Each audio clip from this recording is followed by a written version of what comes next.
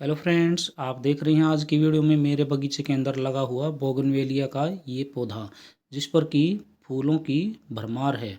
पूरी तरह से ये फूलों से लद चुका है। अगर आप भी चाहते हैं कि आपके भी बगीचे के अंदर इसी प्रकार से आपका पौधा फूलों से लद जाए, तो कमेंट बॉक्स और डिस्क्रिप्शन बॉक्स में दिए गए लिंक पर जाकर आप पूरी वीडियो देख सकते हैं कि किस प्रकार से आप घर पर ही बोगनवेलिया की पौधे को कटिंग से लगा सकते हैं और कौन सी खाद उसके अंदर डालें।